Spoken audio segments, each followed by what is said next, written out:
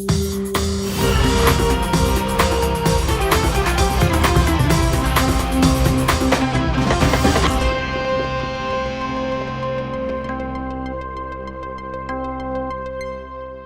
que você não vai para Cuba? Vai para Cuba! Você certamente já ouviu isso acontecer numa conversa quando você defende ideias igualitárias, quando você defende um mundo mais justo, quando você diz que é possível construir uma sociedade que não seja tão desigual quanto a nossa, quanto a do Brasil. Aí vem alguém e diz, já que você gosta tanto, vá para Cuba. De tanto ouvir isso, a gente foi. A gente não, Eduardo Moreira, o fundador do Instituto Conhecimento Liberta, foi a Cuba ver como é que é a vida lá. Voltou com um documentário fantástico. Tem a participação e depoimentos de muitos cubanos, entre eles da doutora Aleida Guevara, a filha do Che, Frei Beto, que é um ídolo em Cuba, e também de Miguel Díaz-Canel, que é o presidente de Cuba. Esse documentário inédito, exclusivo, você vai poder ver de graça no dia 13 de agosto, vai dar numa terça-feira, às 8 da noite. Depois eu te digo onde vai rolar esse documentário. Mas é de graça. Marque na sua agenda e aguarde aí. Se você perder, só tem uma saída. Vá para Cuba.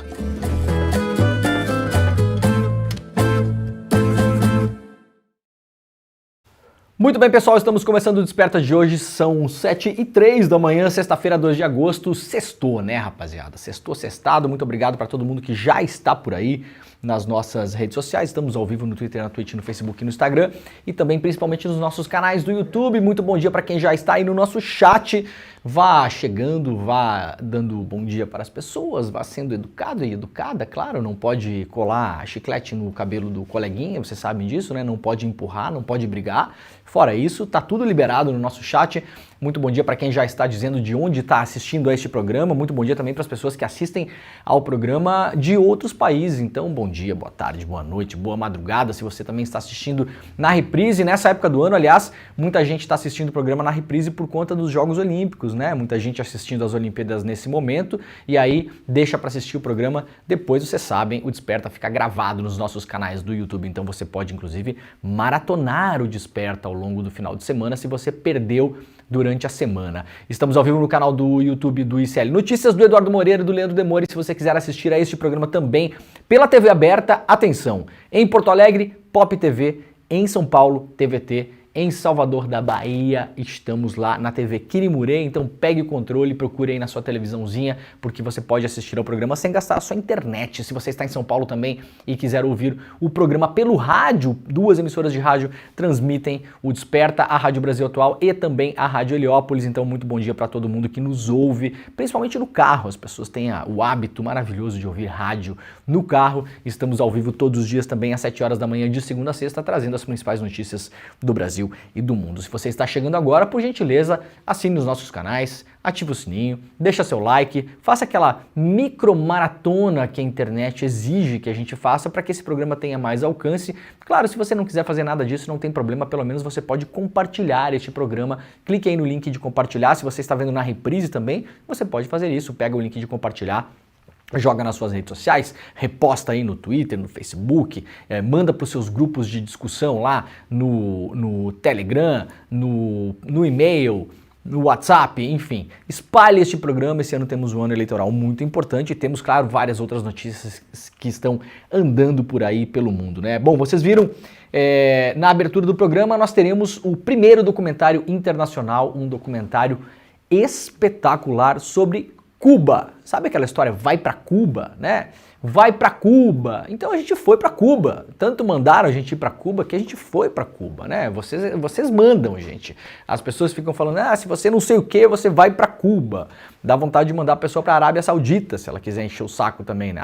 Não sei o que, porque o capitalista não vai pra Arábia Saudita, você também, né? Mas a gente foi pra Cuba, de fato. Fez um documentário espetacular com uma equipe local, uma das principais escolas de cinema do mundo. O documentário tá muito bonito, cinematográfico. Primeiro documentário internacional do ICL. O Edu Moreira foi para Cuba, entrevistou um monte de gente por lá para tentar entender o que é Cuba hoje. É uma informação que chega muito pouco, né? A gente é muito mal informado em relação a esse importantíssimo país das nossas Américas. Então, o documentário estreia quando? Dia 13, né? Dia 13. Muito bem. Dia 13 às 8 horas da noite, é isso? 13 às 8 horas da noite vai ser exibido de forma gratuita, online, para o mundo todo, se você quiser. Aliás, já batemos recorde de inscrição de pessoas que já se inscreveram para assistir o nosso documentário. A gente começou a fazer uma série de sessões do ICL Cinema, né? Geralmente nos domingos fizemos, se eu não me engano, esse ano já fizemos 3 sessões. A gente exibe filmes importantes e depois faz entrevistas com os cineastas que produziram esses filmes, os diretores que produziram. Nesse caso, a gente vai fazer o nosso original. Esse filme é um original ICL, filme inédito sobre Cuba, será transmitido, se eu não me engano, tem mais de 70 mil pessoas inscritas para assistir o Vai Pra Cuba Eduardo, então no dia 13, às 8 horas da noite. Para você poder assistir, é só fazer a inscrição no link despertacl.com.br, coloca aí na sua barra de endereços, clica também, estamos com o link nos comentários também, Jimmy? Estamos com o link nos comentários, então vai lá, despertacl.com.br, despertaicl.com.br. É só colocar o seu e-mail, clicar no botãozinho e aí você será avisado ou avisada quando começar, um pouco antes de começar a sessão para a exibição do filme, tá bom? E esse não terá replay. Não terá replay, muito bem. Este filme não terá reprise porque este filme, sendo um original ICL, depois ele vai para a nossa plataforma e aí só para a comunidade ICL. Você sabe, né? Se você for da comunidade ICL, fizer a sua inscrição lá, que custa... hoje é quase mais barato do que o hambúrguer do McDonald's, na verdade, deve estar mais ou menos o mesmo preço, custa mais ou menos R$40 por mês para você fazer parte da comunidade ICL, e aí na comunidade ICL você vai ter absolutamente tudo que tem dentro da nossa comunidade. 250 cursos, né? É assim que a gente roda essa máquina de jornalismo aqui, ela é financiada pelo nosso braço educacional, que é a galera lá, a gente tem dezenas de milhares de alunos que pagam todos os meses para ter acesso a 250 cursos, são mais de 250 já não sei exatamente quantos são, era 250 até uns 2 meses atrás, até eu preciso atualizar esse número. Vai de preparativo para prova do Enem, preparativo para prova da OAB, violão, marcenaria, história internacional, filosofia, matemática, Excel, empreendedorismo. Gente, é um universo gigantesco de cursos de primeira linha, só com os melhores professores brasileiros e gringos, gente que está no topo da cadeia alimentar do conhecimento no mundo todo. Você pode fazer parte disso e lá dentro vai ter também todos os filmes do ICL, as nossas produções originais, outros filmes também, uma biblioteca gigantesca de livros que você pode simplesmente baixar e ler ali, tudo incluído, né, nesse valor que você vai pagar por mês, aí repetindo, é 40 e poucos reais. Se você pagar R$62, se eu não me engano, você ainda dá uma bolsa de estudos para uma pessoa que não tem condição de estudar, o que é maravilhoso. A gente tem parceria com várias entidades, né? Instituto Maria da Penha, Educafro, e aí essa galera nos indica, olha, temos aqui um grupo de pessoas que gostaria de estudar, precisa fazer Enem, quer fazer uma especialização em alguma coisa, não tem grana para isso. Se você pagar aí R$20 a mais por mês, você está dando uma bolsa de estudos para essa pessoa que é indicada pelas entidades, por exemplo, o Instituto Maria da Penha, que ajuda mulheres que foram agredidas, né, pelos seus companheiros, ex-companheiros, ex-maridos, companheiro não, né, por homens, né, pelos homens maus, né, e aí estão tentando retomar a vida. Essas mulheres também querem estudar, precisam se qualificar, estão tentando se recolocar no mercado, e o Instituto Maria da Penha nos aponta essas mulheres, e aí você que fizer a sua inscrição e entrar no membro solidário, que é R$62 por mês, vai estar dando uma bolsa, uma chance de uma nova vida para essa pessoa, para essa e milhares de outras pessoas. A gente tem milhares de bolsistas, se eu não me engano, são mais de 20 mil bolsistas, pessoas que estudam de graça no ICL, graças aí à gentileza, né, até ao amor, né, ao amor pela educação e pela vida e pelo coletivismo, pelo companheirismo de pessoas que podem eventualmente pagar um pouquinho a mais por mês, terão acesso a tudo para poder estudar, para poder ler os livros, para ver os filmes. Tem um clube de descontos também, você pode pegar lá os cupons para fazer compra online. Então pode fazer compra online em farmácia, pode comprar eletrodoméstico, livro, móveis para casa, enfim, uma série de coisas. Tem centenas de afiliados lá que fazem parte dessa nossa rede. Então, eventualmente no mês ali você vai só de desconto de farmácia, que é um negócio que no Brasil a gente gasta uma banana com farmácia todo mês, né? É um clássico do Brasil. Você é capaz de economizar a grana que paga por mês para fazer parte do ICL. Então é o seguinte, despertaecl.com.br para fazer inscrição para assistir ao filme. Depois o filme vai estar só na plataforma do ICL. Se você quiser fazer parte da plataforma do ICL, depois que você fizer a inscrição do filme aí no próprio link do Desperta, você vai ter a chance ali de poder fazer a sua inscrição e começar a fazer parte desta comunidade, que é a comunidade que mais cresce no Brasil, uma comunidade educacional que financia todos os nossos programas de jornalismo. Isso é a grande beleza do ICL, né? A gente só consegue colocar os programas no ar aqui, o Desperta, o N1, o Em Detalhes, todos os programas, o Rolê, todos os programas que estão aqui, o N2, todos os nossos jornalistas, toda a nossa produção, tudo que roda aqui em termos de jornalismo, de informação, é financiado por essa parte educacional. É uma lindeza, né? É uma coisa mais linda do mundo, tá bom? Então garanta sua vaga, despertaecl.com.br. Vamos lá, gente. Rebeca Andrade, primeira brasileira a conquistar 4 medalhas olímpicas, né? Chegou na prata ontem a Rebeca Andrade. Um tiquinho, assim, um pouquinho só de ponto a menos que a Simone Biles. Ou seja, a gente pode ter certeza que a Rebeca Andrade é uma das maiores ginastas da história. Não é exagero, porque, veja, ela está competindo com a Simone Biles, que é já considerada a maior ginasta da história. Claro que isso é muito controverso, porque em determinados momentos teremos ginastas incríveis aí que mudaram, que revolucionaram. A ginástica é de fato um esporte que foi revolucionado de modo assim brutal nos últimos 40, 50 anos. Se a gente for ver vídeos de 20, 30, 40 anos atrás, não chega nem perto do que os atletas e as atletas fazem hoje. Agora, a Rebeca realmente é um fenômeno, foi muito elogiada pela Simone Biles ontem, aliás, falou que o próprio receio de que a Rebeca chegasse próxima ou tirasse medalhas da Simone Biles faz a Simone Biles ser melhor ginasta, né? Falou sobre isso, a Rebeca falou sobre a Simone Biles ontem também. Tem uma sinergia bacana ali, tem a competição, mas tem a sinergia, as duas, claramente uma quer ganhar da outra, mas não há nenhum tipo de animosidade, muito pelo contrário, uma história muito bonita das duas. E a Rebeca ontem deu show, arrasou, né? Levou a prata para casa. Tem uma união muito grande, né, da ginástica brasileira, das nossas atletas ali. Foi muito bonita a competição ontem, foi demais assistir. E a primeira brasileira então a conquistar 4 medalhas olímpicas, e ela ainda terá a chance de disputar a 5ª, que vai acontecer no sábado no salto. Agora a gente tem no sabadão, portanto amanhã, fiquem ligadas e fiquem ligados aí nos horários, vai ter a competição por aparelhos, né? Então a ginástica primeiro teve a competição por equipes, o Brasil ficou com bronze. Aí ontem teve a competição individual, onde cada atleta tinha que fazer os seus circuitos ali em todos os aparelhos, aí somava a nota de cada aparelho, a nota final ia levar as pessoas, a galera para o pódio. E aí amanhã teremos o individual por aparelho, então cada aparelho vale uma medalha. A Rebeca estará no salto amanhã. Após o bronze na ginástica artística por equipes, na última terça-feira, ela ganhou a prata no final individual geral da ginástica artística ontem em Paris. Disse a Rebeca: estou muito honrada de ter dado tudo certo, muito orgulhosa do trabalho de toda a nossa equipe.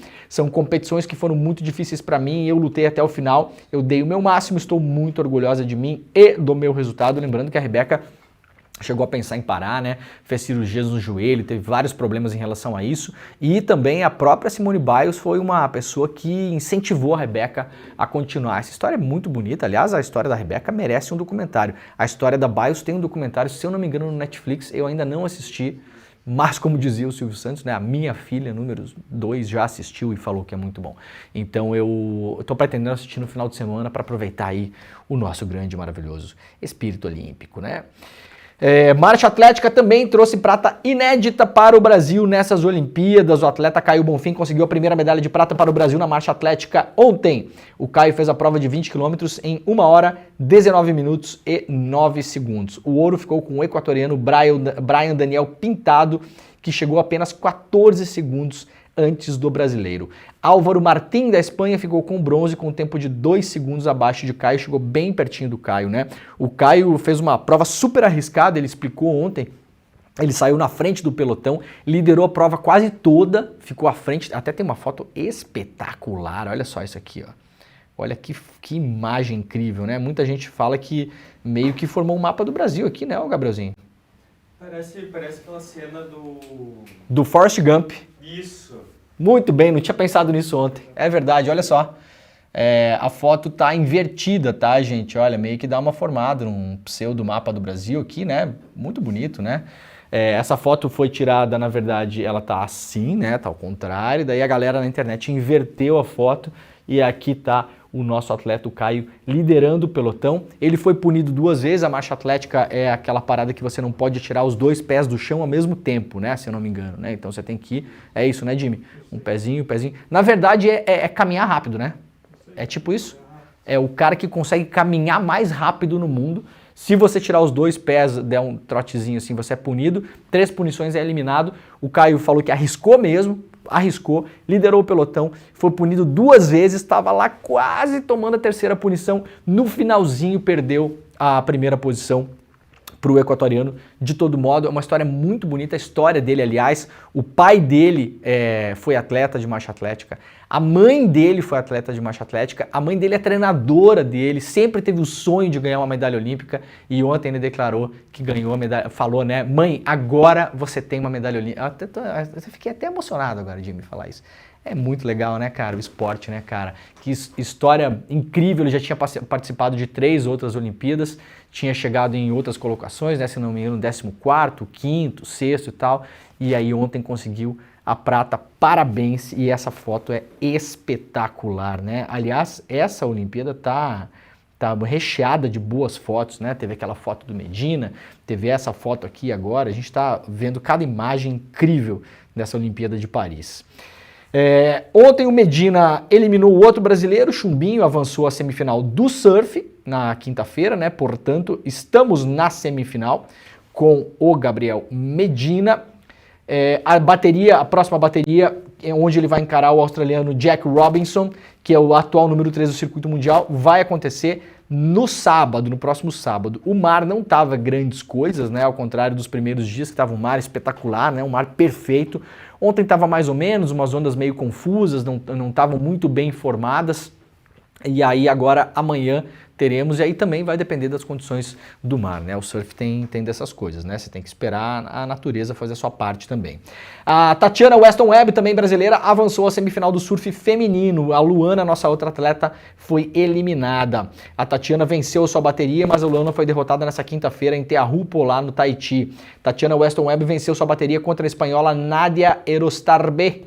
A brasileira teve um somatório aí maior do que a sua concorrente, né? A sua atleta concorrente. A costa-riquenha Brisa Hennessy venceu e eliminou Luana Silva. As baterias foram de poucas ondas fortes ontem, as atletas não conseguiram encontrar tubos e tiveram que apostar apenas nas manobras durante os 30 minutos da bateria. O Brasil garantiria no mínimo a medalha de prata caso as duas avançassem, né? Infelizmente isso não aconteceu. Com o resultado, a Tatiana Weston Webb, que avançou, vai encarar essa outra atleta que derrotou a nossa outra brasileira. A outra semifinal será disputada pela americana Caroline Marks e pela francesa Joanne Defay. Elas eliminaram uma australiana e uma outra norte-americana. As semifinais serão disputadas a partir das 14 horas de Brasília, portanto, do próximo sábado, amanhã. Então amanhã vai estar tempo quente, se o mar colaborar, para o surf brasileiro, mais aí um tempinho para a gente ficar assistindo esporte pela televisão, né? Olha, juiz foi afastado das Olimpíadas após polêmica de foto com o australiano. O juiz de surf, o juiz Benjamin Lowe, foi retirado do painel avaliador do surf nas Olimpíadas deste ano após uma foto polêmica com um atleta que estava disputando a competição. A Associação Internacional de Surf decidiu remover o juiz após foto com o australiano Ethan Ewing. Ben Lowe encontrou e abraçou o compatriota, os dois são australianos, e um técnico do time australiano durante um dos dias de folga na competição. Então não é uma foto antiga que encontraram-se numa competição, ou na praia, ou no restaurante. Não, isso aconteceu durante a prova. A foto ganhou repercussão nas redes sociais, incluindo denúncia do atleta Pedro Scooby. Aliás, o Pedro Scooby já se pagou lá na Casa TV, né? O cara, ele é muito bom repórter, eu fico impressionado. O Pedro Scooby é melhor repórter do que alguns colegas que estão cobrindo a Olimpíada, aliás. Ele entrevistou o Medina na água no dia que o Medina fez aquela onda 9,90, né? Tava lá o Pedro Scooby no barquinho, foi lá entrevistar o Medina e aí denunciou esse juiz, falou que esse juiz é um cara que costumeiramente persegue o Medina, dá notas baixas pro Medina, é um padrão do cara, e falou, olha, esse cara tá aqui, vai estar na prova do Medina, o australiano, que é parça dele, vai estar na água também. E esse cara, além de tudo, tá se encontrando com o parça aqui no meio das Olimpíadas, né? Como que pode isso, né? Vocês imaginem num jogo de futebol, sei lá, Jimmy, na final aí, o juiz ficar se encontrando com os atletas de um time e tirando fotinho, indo jantar e tal. Não dá, né, gente? Aí o Pedro Scooby fez a denúncia e a decisão foi tomada para proteger a integridade e a justiça na competição em curso, segundo nota da entidade do surf. É inapropriado que um juiz interaja dessa maneira com um atleta e sua equipe, principalmente durante a competição. A Rebeca Andrade vai receber R$5.000 a menos que a Simone Biles. Essas aqui são as premiações dos comitês olímpicos nacionais, né? Quem pagam essas comissões são, no caso aqui, o Brasil e os Estados Unidos. Não é premiação que as Olimpíadas pagam para as atletas. A Rebeca vai receber R$210.000 pela medalha de prata, de novo pago pelo Brasil, viu, Marcos Mion, que não sabe de nada, né? Que não sabe de nada. Marcos Mion tomou uma checagem do UOL na cara essa semana, né? Fez um vídeo falando, os nossos atletas, parabéns, porque não tem investimento nenhum da política no Brasil. Não é verdade. Simplesmente não é verdade. É insuficiente para o que a gente gostaria? É claro que sim. É óbvio que a gente gostaria de muito mais investimento no esporte, e na educação e na cultura. É claro, né? Quem não gosta de investimento em esporte, educação e cultura é a galera tipo o ex-presidente do Brasil, cujo senhor Marcos Mion foi até o Palácio do Planalto abraçá-lo e tirar foto com ele, né? Quem acabou com o Ministério do Esporte foi o Bolsonaro. Não ouvi o Marcos Mion falar absolutamente nada sobre isso. Quem acabou com o Ministério da Cultura foi o Bolsonaro, cultura da qual o senhor sobrevive, né, senhor Marcos Mion?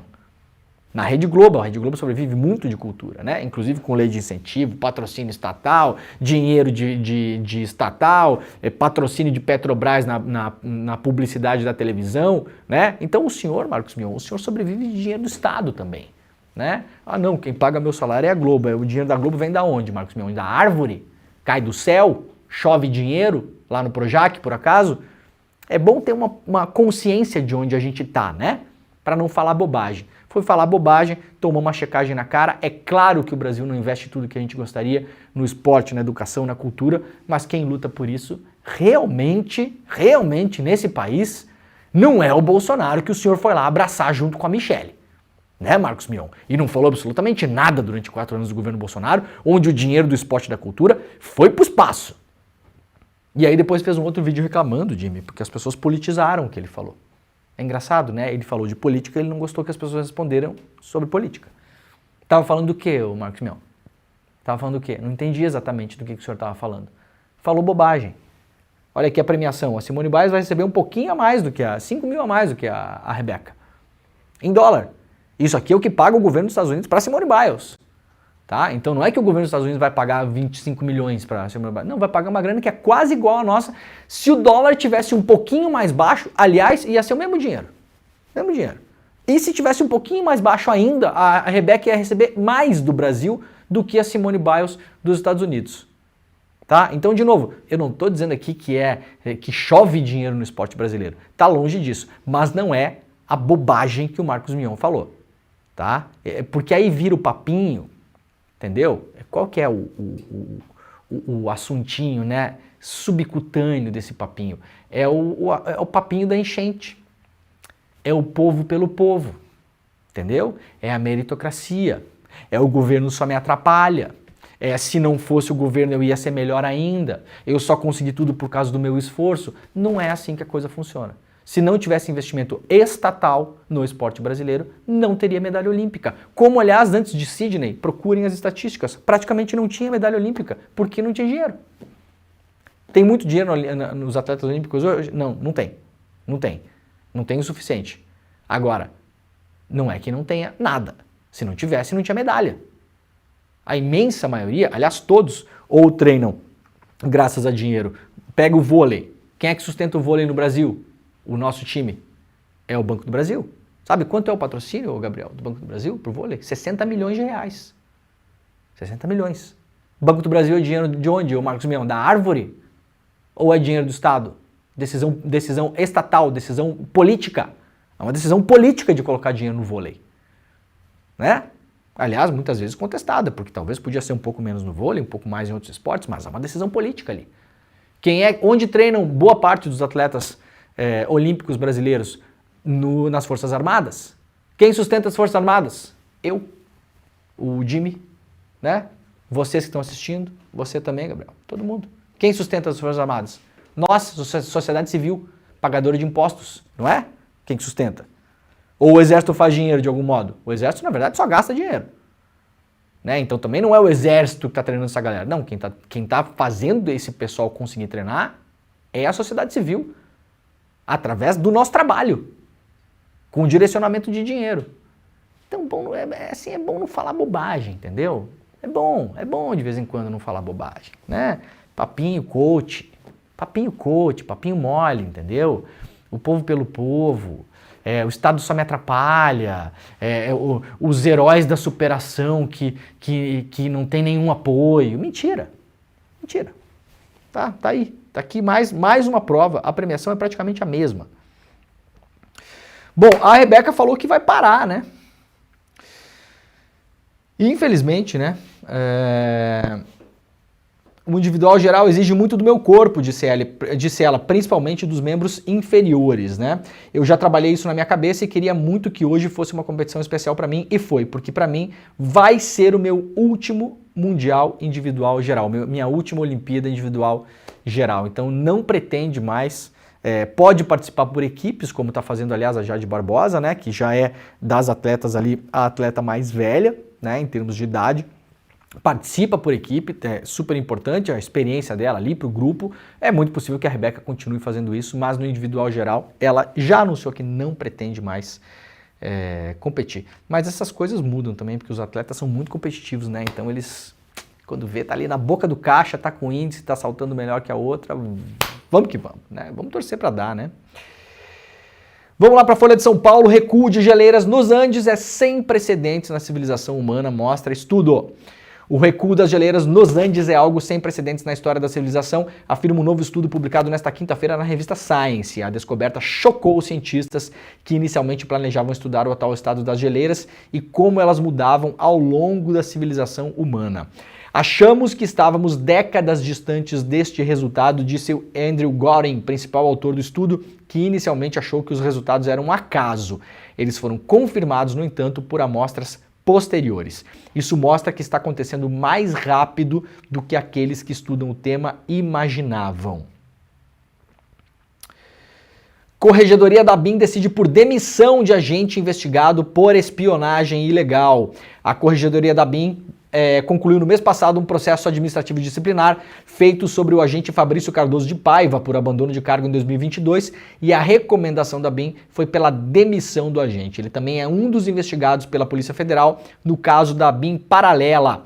Paiva tem 49 anos, é oficial da inteligência desde 2009. Antes disso foi militar, ele entrou na AMAN em 93. Formado, permaneceu como oficial do Exército de 96 a 2009 e foi nessa época que conheceu o agora governador de São Paulo, Tarcísio Freitas, também militar. Em junho de 2019, ele se licenciou da ABIN para trabalhar como coordenador geral de pesquisas e informações estratégicas lá com o Tarcísio no seu ministério, quando o Tarcísio era, então, ministro do senhor Jair Bolsonaro. Informação apurada pela Juliana Dalpiva lá no iclnoticias.com.br.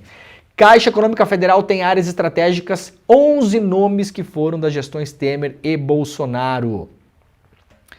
Matéria assinada pelo Chico Alves lá no iclnoticias.com.br. Com a vitória de Lula na eleição presidencial de 2022, aqueles que reconhecem a importância da Caixa para uma execução de políticas sociais no Brasil ficaram otimistas. Afinal, nos anos anteriores, o banco público foi tomado, e tomou um caminho muito diferente. A partir de 16, o governo Temer colocou em prática a sua agenda privatista, que representou para a instituição a venda das ações da Petrobras, IRB e Banco Pan, além da abertura do capital da Caixa Seguridade. E agora, ainda, segundo a apuração aqui do Chico Alves, muita gente indicada aí pelo Temer e pelo Bolsonaro segue fazendo gerenciamento de muita coisa importante da Caixa. A Caixa é super importante, principalmente para o grupo do Lira, que hoje domina a Caixa,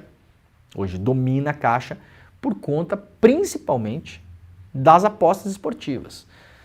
Junta Caixa Econômica Federal e Ministério do Esporte. Esses dois lugares é onde vai rolar os bilhões da Bet não sei o que, o esporte da Bet, o vai de Bet, o joga Bet, o Bet não sei o que. Todo esse dinheiro vai rolar por ali, tá? Então é nisso que essa galera tá de olho. Levantamento mostra que a empresa faturou 200 milhões com Prefeitura de São Paulo. Reportagem publicada pelo Igor Carvalho, do site Brasil de Fato, republicada pelo iclnoticias.com.br, um levantamento feito pelo gabinete da deputada federal Luciane Cavalcante, do PSOL de São Paulo, mostra que a Associação Amigo da Criança e do Adolescente, a CRIA, organização social investigada pela Polícia Federal no inquérito chamado de Máfia das Creches, teve 200 milhões em contratos com a Prefeitura de São Paulo, sendo que 122 milhões foram durante a gestão do Ricardo Nunes, atual concorrente à reeleição pela Prefeitura de São Paulo. A suspeita da Polícia Federal é que Nunes tenha recebido repasses ilegais por meio de uma empresa que tirava nota fiscal e não cumpria os seus serviços. Essa é a chamada máfia das creches. O Nunes está implicado nesse negócio aqui. A matéria completa está lá no iclnoticias.com.br. Vamos lá para a Venezuela. Brasil, México e Colômbia pedem verificação imparcial e saída institucional na Venezuela. Os governos de Brasil, Colômbia e México divulgaram ontem um comunicado conjunto em que reforçam o pedido de divulgação de dados por mesa de votação nas eleições venezuelanas no último domingo. Os três governos de esquerda apontam que as controvérsias sobre o processo eleitoral devem ser dirimidas pela via institucional e que o resultado do pleito deve passar por verificação imparcial. O trecho da nota diz o seguinte, de novo, assinados por Brasil, Colômbia e México. Acompanhamos com muita atenção o processo de escrutínio dos votos e fazemos um chamado às autoridades eleitorais da Venezuela para que avancem de forma expedita e divulguem publicamente os dados desagregados por mesa de votação. As controvérsias sobre o processo eleitoral devem ser dirimidas pela via institucional. O princípio fundamental da soberania popular deve ser respeitado mediante verificação imparcial dos resultados. A divulgação das atas se tornou o principal tema envolvendo as eleições da Venezuela. A oposição afirma ter mais de 80% das atas e que isso garantiria a vitória de Edmundo González Urrutia, que é o líder da oposição. O líder não, né? O líder é a Maria Corina, né? Mas o Urrutia é o candidato que, segundo a oposição, apurando essas atas, teria vencido a eleição. O que é que nós demos aqui na semana para lembrar, para a gente lembrar em relação a isso? Pesquisadores, inclusive incluindo pesquisadores brasileiros, que fizeram um excelente trabalho no Brasil, mostrando que o Bolsonaro estava completamente equivocado ou mentindo sobre a fraude nas urnas no Brasil. Fizeram usaram um modelo estatístico, né, um modelo matemático no Brasil, matéria publicada na revista Piauí. Isso foi espalhado por várias pessoas aí pela internet, inclusive por muitas pessoas de esquerda. Parte dessas mesmas pessoas fizeram esse mesmo estudo na Venezuela. O que é que eles fizeram? Coletaram o que seria no Brasil o boletim de urna, né? Vai lá na urna, terminou a votação. Vocês lembram como é que é no Brasil, né? Terminou a votação, encerrou, fechou a urna, fica pregado na porta de cada sessão o boletim. Isso é público, né, gente? Quantos votos teve cada candidato, quantas pessoas votaram, fica lá, você pode ir lá e fotografar. Então você pode, por exemplo, fotografar 500 urnas, 1.000 urnas, 5.000, quantas você conseguir, né? E fazer o seu somatório lá. Essa galera, esses pesquisadores, fizeram isso na Venezuela. Inicialmente queriam fazer com 1.500 urnas, não conseguiram, fizeram com 700 urnas, colocaram isso rodar no modelo matemático, o mesmo modelo que baseou o estudo que eles fizeram no Brasil para provar que o Bolsonaro estava mentindo em relação à fraude nas urnas, e falaram que segundo esse modelo, segundo essa projeção que eles fizeram, o Maduro perdeu a eleição, tá bom? Ai, mas eu não gosto desse resultado. Bom, problema seu se você não gosta desse resultado. Isso não importa o que a gente gosta. Eu estou trazendo aqui para vocês uma informação, um fato, né? As mesmas pessoas que lá em 2020, 2021, quando o Bolsonaro falava em fraude, pegaram esse pesquisador brasileiro e o abraçaram, hoje querem jogar ele ao mar, tá? Então, de novo, o que eu falei a semana toda aqui, não adianta a gente vestir a roupa só quando a gente acha que tem que vestir. Daí, se não presta, a gente fala que a roupa não presta, tá bom? Então, beleza, pode colocar em dúvida? Pode colocar tranquilamente em dúvida. Estou trazendo uma informação. O mesmo pesquisador foi lá na Venezuela, foram lá, o grupo foi lá fazer a pesquisa. Rodou um modelo matemático. Ontem, o New York Times publicou uma outra projeção, que não é essa dos brasileiros, dizendo também que o Maduro perdeu a eleição. Ah, o New York Times, mídia imperialista, tudo bem, eu estou passando informação para vocês. Então temos o pesquisador brasileiro com outros pesquisadores que trabalhou aqui no Brasil em relação à fraude das urnas suposta do Jair Bolsonaro, mostrando que o Bolsonaro estava mentindo, e foi na Venezuela e fez a mesma coisa, disse, Maduro perdeu a eleição. Essa projeção feita por outros pesquisadores, publicada pelo New York Times, disse, Maduro perdeu a eleição. O que eu acho? Eu acho que Maduro perdeu a eleição mesmo. Eu acho. Eu sei? Não sei. Não estou na Venezuela, não sou pesquisador, não fotografei boletim de urna, não trabalho em comissão eleitoral, não estou envolvido na eleição, não sei, né? E nem posso imaginar, 99% de todo mundo que está assistindo o programa também não sabe, né? A gente não sabe, a gente não está lá, a gente não acompanha. Sabe quem sabe se o Maduro perdeu a eleição ou não? As pessoas do comitê eleitoral lá. Haverá gente ali dentro que sabe o resultado, de fato, né? Brasil, vou repetir, Brasil, Colômbia e México, que são hoje os países um pouco os fiéis da balança nessa diplomacia eleitoral, fizeram um comunicado em conjunto de ontem, pedindo mais uma vez para que o governo da Venezuela, o seu Comitê Nacional Eleitoral, etc e tal, publique os documentos. Ah, mas então tem que provar que ganhou, o ônus da prova não cabe a quem acusa. Não, gente, isso é o sistema eleitoral venezuelano, tem uma parte dele que é publicar esses documentos que não foram publicados. O Brasil, junto com México e Colômbia, está simplesmente falando, cumpram a legislação local de vocês aí. Não adianta fazer um pedaço só e não fazer outro. O tal do site lá do Comitê Nacional Eleitoral está fora do ar até agora.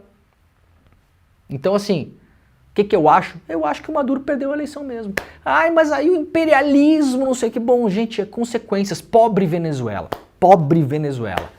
Não tem nada de bom que vai sair da Venezuela. Infelizmente, não parece nada de bom que vai sair da Venezuela. De um lado, do outro, para cima, para baixo, né? Tá enrascada a Venezuela. Tá enrascada a Venezuela, de fato. E aí, os Estados Unidos, sendo os Estados Unidos, né? Que gente, né, cara? Assim, ó. Como é que é aquele trecho da entrevista do Lula que o Lula deu? O Lula estava preso ainda, deu uma entrevista, se eu não me engano, aquela entrevista pro El País. Teve uma pro El País e teve uma pra Folha, né? Americano só quer saber de americano, né, meu filho? Tem um trecho clássico do Lula falando isso. Americano nos Estados Unidos não quer saber de ninguém. Estados Unidos não tem aliado. Americano quer saber de americano para fazer coisa para eles e coisa deles e o que interessa para eles. Ontem, a gente deu aqui no programa que o Lula e o Biden conversaram. Veja isso aqui, se isso aqui não é uma clássica punhalada pelas costas, né? Esses caras, quando querem ser vagabundo, não tem jeito, né, velho? Olha aqui, o Biden ligou pro Lula. O Brasil e a Casa Branca soltaram um comunicado conjunto, né? Super equilibrado, que esperavam que a coisa se resolvesse de forma pacífica, lá, e pedindo os tais das atas eleitorais. Beleza? Ontem, Brasil, México e Colômbia lançam um comunicado em conjunto, mais ou menos repetindo o mesmo discurso. Esperamos que sejam publicados os boletins, as atas, para que possa ser feita uma conferência pública, tá? Não é gente que, assim, vai ser publicado isso e alguém vai dizer se o Maduro ganhou ou não. Não, quando os dados forem públicos, qualquer pessoa, inclusive eu, inclusive você, a gente pode ir lá, olhar e somar. É público, público. Ninguém está pedindo para mandar esses documentos para uma ONG, para a ONG do Bill Gates, falar se o Maduro ganhou ou não. Não tem nada a ver com isso. Público, como é no Brasil, público. Os dados no Brasil são públicos, está tudo lá no TSE. Você pode entrar no TSE hoje e ver quantos votos fez o Lula na sessão eleitoral que você votou. Vocês entenderam o que é que está se pedindo na Venezuela? É isso, é isso. Transparência em relação à votação, sessão por sessão. Qual a polêmica em pedir isso? Ninguém está pedindo nada extraordinário. Aliás, teve um acordo assinado em Barbados que o governo da Venezuela se comprometeu a cumprir todos esses passos que não está cumprindo. Então cuidado, não se agarra. Não se agarra. Tem gente muito emocionada aí, né? Muito emocionada. Agora, por outro lado, é claro, por isso que eu falo, pobre Venezuela. Olha aqui. Lula e Biden falam por telefone. Tem um comunicado. Colômbia, México e Brasil fazem um comunicado conjunto, no mesmo tom. Horas depois, o Antony Blinken vem a público dizendo que os Estados Unidos, a partir de agora, oficialmente reconhecem que o González, o candidato à oposição, venceu as eleições. É ou não é uma apunhalada pelas costas aqui, hein? Os caras são muito cretino, bicho. Já falei aqui, né? O que os Estados Unidos querem? Esse movimento aqui que é complexo, mas ao mesmo tempo ele é muito simples. Primeiro interesse dos Estados Unidos. Eu falei a semana toda aqui. Os Estados Unidos sonham há décadas em transformar a Venezuela numa empresa privada. Resumindo aqui, tá? No sonho dos Estados Unidos, seja Biden, Trump, não muda nada, gente. Qualquer pessoa que assumir ali, muda nada, tá? O sonho dos Estados Unidos é colocar o presidente da Shell, né? O CEO da Shell como presidente da Venezuela. Esse é o sonho dos Estados Unidos. Essa oposição venezuelana ao Maduro é um braço político desse sonho. É, mas é que complexo, né, Leandro? É complexo. Complexo. Ninguém falou que ia ser simples. Ninguém falou que ia ser simples. Os Estados Unidos consideram que González venceu a eleição.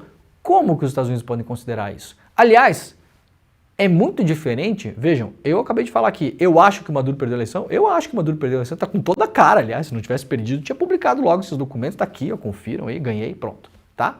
Tá com toda a cara. Agora, uma coisa é eu achar, né, Jimmy? Outra coisa é os Estados Unidos se posicionarem em relação a isso. Os Estados Unidos não podem afirmar isso. Por quê? Porque justamente não há documentação para que a gente possa fazer uma conferência pública transparente da eleição. Como que os Estados Unidos afirmam? Como que os Estados Unidos podem dizer e já chancelar que o cara ganhou a eleição? Bom, é o mesmo país que inventou o Guaidó, né? Lembra do Guaidó? O presidente fantasma, né? O presidente da Venezuela do mundo invertido. Os caras inventaram um presidente na Venezuela, que nunca existiu, Juan Guaidó, né? E agora estão tentando fazer a mesma coisa. Vão tentar forçar essa narrativa. Isso aqui é uma apunhalada nas costas do Brasil. O Brasil tomou uma rasteira dos Estados Unidos nessa história aqui. Por que estão fazendo isso também? Porque nos Estados Unidos tem eleição esse ano, como todo mundo sabe, né? E a Venezuela tem um contingente de milhões de pessoas que moram fora do país, por conta de tudo que a Venezuela passa nas últimas décadas. A maior parte dos venezuelanos que moram fora do país são anti-maduristas, anti-chavistas. Boa parte desses venezuelanos moram nos Estados Unidos e, eventualmente, uma parte deles vota nos Estados Unidos ou influencia o voto em partes importantes da comunidade latino-americana nos Estados Unidos. Então, o movimento que faz agora os Estados Unidos, para além do interesse em transformar a Venezuela numa empresa privada de petróleo, Venezuela tem a maior reserva de petróleo conhecida do mundo, não explorada, conhecida. Ou seja, se sabe que tem petróleo em vários lugares lá, mas ainda não está sendo explorado.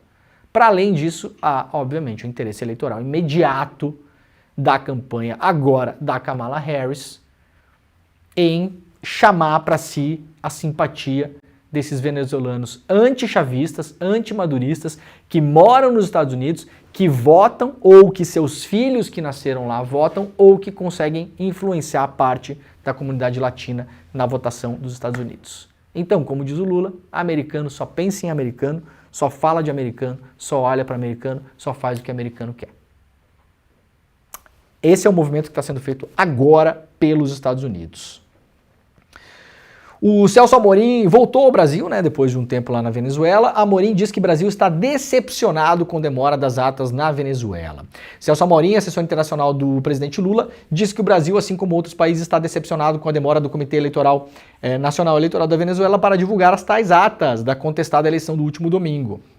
Em entrevista ao jornalista Kennedy Alencar, exibida na noite desta quinta-feira na Rede TV, o Celso Amorim também defendeu uma postura cautelosa do Brasil em relação ao assunto. A oposição coloca dúvidas, mas não consegue provar o contrário, disse sobre a suposta eleição de Nicolás Maduro. Horas antes da exibição da entrevista, os Estados Unidos reconheceram a vitória do opositor Edmundo González Urrutia. A pergunta do Kennedy para o Amorim em relação a essa decisão dos Estados Unidos não foi feita porque eu imagino que a entrevista com o Amorim foi gravada antes. Então o nosso colega Kennedy Alencar, jornalista, gravou a entrevista com o Amorim, depois os Estados Unidos fizeram esse pronunciamento e a entrevista foi ao ar. Então cronologicamente não teve como fazer a pergunta. Então a ver como a diplomacia brasileira, o Brasil, a Colômbia e o México vão reagir hoje em relação à decisão tomada pelos Estados Unidos. Os Estados Unidos estavam no mesmo barco, né? Estava ali remando junto com o Brasil, Colômbia, falando, ó, galera, vamos se acalmar aí, papapá, apresenta a documentação e depois a gente vai ver o que acontece, né? Um passo de cada vez. Os Estados Unidos pulou do barco e já quer entronar o outro cara lá.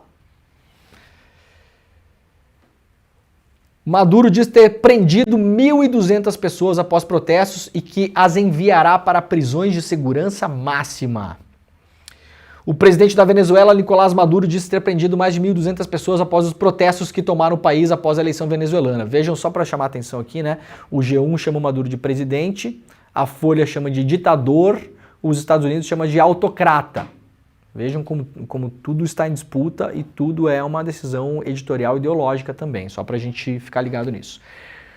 Maduro ainda prometeu capturar outras 1.000 pessoas. Disse o Maduro numa publicação lá no Twitter, todos os criminosos fascistas vão para Tocorón e Tocuito, que são duas prisões, né? Prisões de segurança máxima para que paguem pelos seus crimes perante o povo. A Venezuela mergulhou em impasse político depois das eleições. Isso aqui foi publicado, né? Portanto, esses números, né? A Globo está inventando. Não, isso aqui foi divulgado pelo governo da Venezuela, tá, gente? Tá bom? 1.200 pessoas presas depois dos protestos. Lembrando que a aliança do governo Maduro na Venezuela é uma aliança política do governo com os militares, tá? O governo da Venezuela hoje é um governo com os militares. Por isso que não tem chance, quase nenhuma, de ter um golpe militar na Venezuela, porque o exército está no governo. A polícia também, e mais recentemente, muito fortemente, a igreja, inclusive a Igreja Universal do senhor Edir Macedo, fez campanha para o Maduro na Venezuela. Ai, como é complexo defender o Maduro, né, galera? Hein? É difícil, né?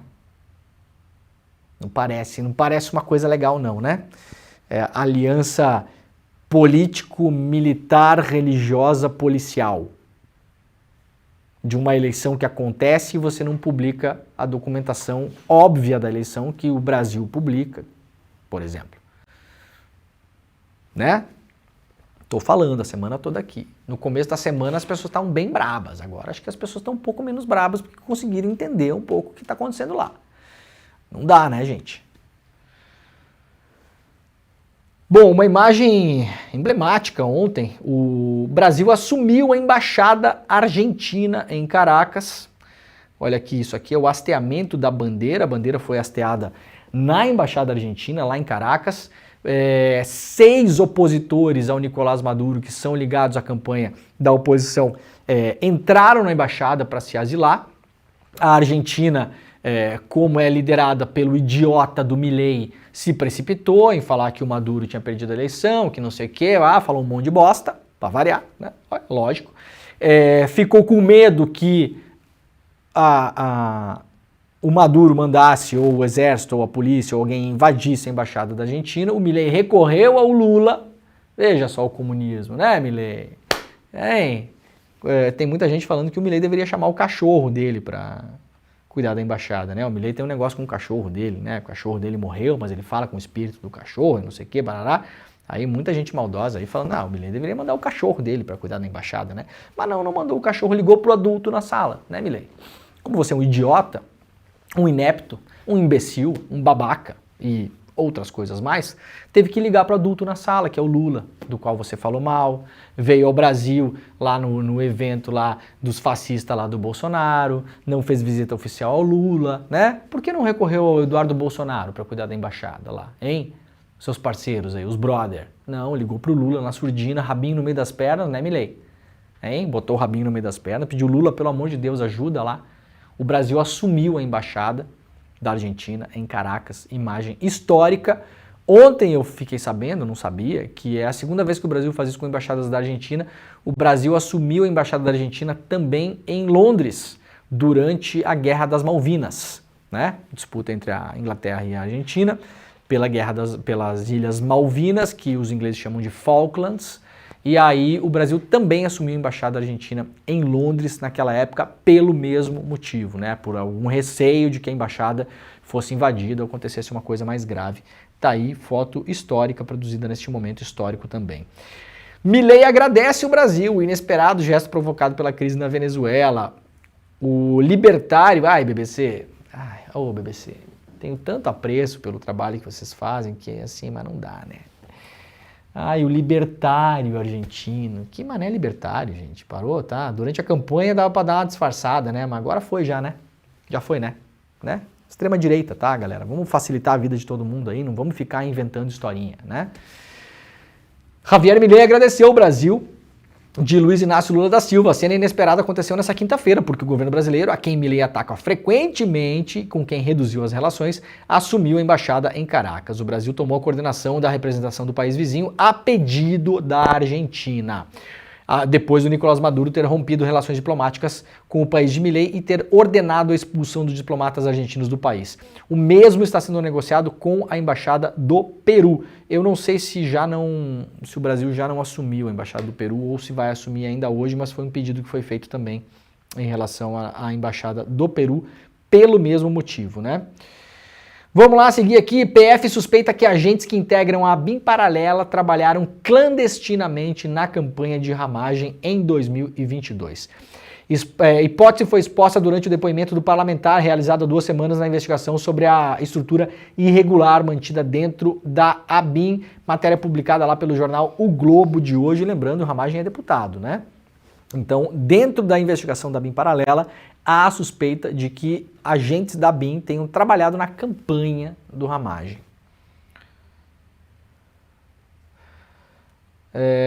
O que mais temos aqui? Sim, essa matéria importante do UOL. Tá lá na capa do UOL, não sei se está na capa do UOL ainda porque eu abri essa matéria ontem, mas procurem aí, né? Troca de e-mails expõe estratégia de fraude nas Americanas. Documentos obtidos com exclusividade pelo UOL mostram que a fraude de mais de 40 bilhões das Americanas era mencionada em relatórios de troca de e-mails entre os bancos e a firma de auditoria KPMG e a própria varejista. Mensagens trocadas a partir de 2017 entre os bancos Itaú, Santander, ABC Brasil e as auditorias evidenciam que informações que revelavam a verdadeira saúde financeira da empresa vinham sendo sistematicamente ocultadas, indicando fraude. Ou seja, isso envolve também os bancos. Muito possivelmente, segundo essa matéria do UOL, os bancos sabiam da real situação financeira das Americanas. Isso tem uma implicação séria, por quê? Porque os bancos, como credores das Americanas, ou seja, as Americanas lá, uma empresa, você sabe, né? Essas empresas grandes estão sempre rolando dívida com o banco, porque ao contrário de nós, que somos um bando de otário, que se pegar dinheiro emprestado em banco vai pagar 1 milhão por cento de juro, essa galera da grana consegue um jurinho mais tranquilinho. Então não fica rodando, empresa com dinheiro próprio fica rodando dinheiro com dinheiro de banco, tá? Os bancos, vários deles hoje, são credores das Americanas. Ou seja, eles entram na fila porque tomaram um calote temporário das Americanas. As ações das Americanas foi pro espaço, né? Pro espaço não, foi pro inferno, né? Então os bancos entram como credores. Olha, a Americanas está me devendo tanto aí. Então eu quero entrar na fila. Quando é que eles vão começar a pagar esse negócio aí? Ah, tá bom, então eu estou na fila. Se comprovado que esses bancos que estão na fila, alguns deles como credores, sabiam da fraude, olha, a coisa muda de figura.